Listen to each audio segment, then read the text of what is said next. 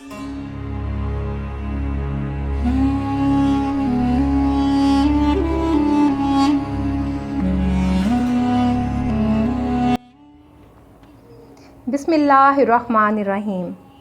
अस्सलाम वालेकुम। आज हम आपको हज़रत मियाँ मोहम्मद बख्श रहमतुल्लाह अलैह सैयदज़ादा और सिख सिपाही का वाक़या बताएंगे। उम्मीद करते हैं आपको हमारी वीडियो पसंद आएगी। अगर आपको हमारी वीडियो पसंद आए तो वीडियो को लाइक कीजिए, चैनल को सब्सक्राइब कीजिए ताकि आपको हमारी लेटेस्ट वीडियो आने का नोटिफिकेशन मिल सके। हज़रत मियाँ मोहम्मद बख्श रहमतुल्लाह अलैह सादात का बहुत एहतराम किया करते थे। फरमाते हैं कि एक मर्तबा एक सैयद पुलिस इंस्पेक्टर आपकी खिदमत में हाज़िर हुए। कुछ देर क़याम के बाद जाते हुए अदब के साथ इंस्पेक्टर साहब ने आपके जूते सीधे करके रख दिए ताकि आपको पहनने में कोई दुश्वारी पेश ना आए, बल्कि इन्हें अपने करीब पाएँ। इंस्पेक्टर साहब तो नहायत अदब से ये काम करके चले गए। आपने उसके बाद से वो जूता पहनना छोड़ दिया और उठवा के रख दिया और कहा कि इसको सैयदज़ादे का हाथ लग गया है, लिहाजा अब मैं इसे पाँव में ना डालूँगा। ये मोहब्बत थी आपको आले नबी औलाद अली से। इसी तरह एक सैयदज़ादे को किसी अफसर ने किसी इल्ज़ाम पर नौकरी से निकाल दिया। इस वाक़या का इल्म आपको भी हो गया और वो अक्सर आपकी खिदमत में हाज़िर होता रहता था।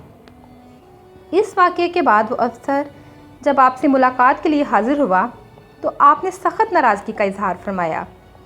यहाँ तक कि उस अफसर ने आपको राज़ी करने के लिए हज़रत कारी महमूद अवान शरीफ और दीगर चंद बुज़ुर्गों को सिफारिश के लिए आपके पास लाया। नतीजा ये हुआ कि उसने माफ़ी भी मांगी और नौकरी से निकाले हुए सैयदज़ादे को बुलाकर बाखुशी मुलाजमत पर बहाल भी कर दिया और आइंदा के लिए ख़ानदानी सादात का एहतराम करने का अहद भी किया। इसी तरह कहा जाता है कि वहाँ एक सिख की दुकान थी। चौधरी हसन अली उसका मकरूज़ था। एक दिन हसन अली और हैदर अली जो कि दोस्त थे, दरियाए पतन के रास्ते जेहलम जा रहे थे। जब दरिया के मेला में पहुँचे तो सिख दुकानदार जेहलम जाता हुआ मेले में मिल गया। हसन अली ने तन्हाई का मौका देखकर सिख दुकानदार को कत्ल कर दिया। थाने में रपट हो गई। पुलिस ने उस शक की बिना पर कि वो सिख सौदा लेने मेले में गया था, हसन अली ने और हैदर अली उस वक़्त घर पर ना थे, पुलिस ने उनको शामिल तफ्तीश कर लिया।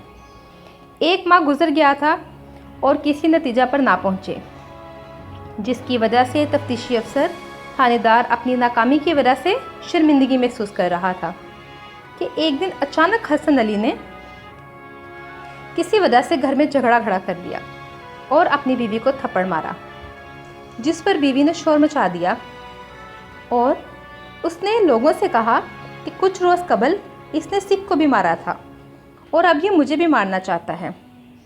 शोर की आवाज़ सुनकर लोग इकट्ठे हो गए और इसके बाद पुलिस तक ये बात पहुंच गई। पुलिस ने हसन अली और हैदर अली को गिरफ़्तार कर लिया। हालांकि चौधरी हैदर अली बिल्कुल बेगुनाह था। जब बेगुनाह हैदर अली की मां को इल्म हुआ तो वो रोती हुई आपकी खिदमत में हाज़िर हुई और अर्ज़ की, हजूर, मेरा खावंद आपका मुरीद है और हम आपके अकीदतमंद हैं। हजूर, मेरा बेटा बिल्कुल बेगुनाह है, वो उस जुर्म में शरीक ना है, लिहाजा आप फरमाइए कि मेरा बेटा रिहा हो जाए। आपने उसकी माँ को तसल्ली दिलाई कि तेरा बेटा जल्द रिहा होकर घर आ जाएगा, अल्लाह बहुत करीम है और वो ज़रूर करम करेगा। चुनांचे एक रोज़ ऐसा हुआ कि हसन अली और हैदर अली जेल में बंद थे। हसन अली से हैदर अली ने कहा, हसन अली, कत्ल तुमने किया है और तुमने बेगुनाह मेरा नाम भी शामिल कर दिया है, जबकि तुम खुद जानते हो कि मैं तुम्हारे इस जुर्म में शरीक नहीं हूँ। लिहाजा बात यह है कि सज़ाए मौत तो होनी ही है, मगर मैं ये चाहता हूँ कि तुम्हें सिर्फ़ तुम्हारे जुर्म की सज़ा मिले।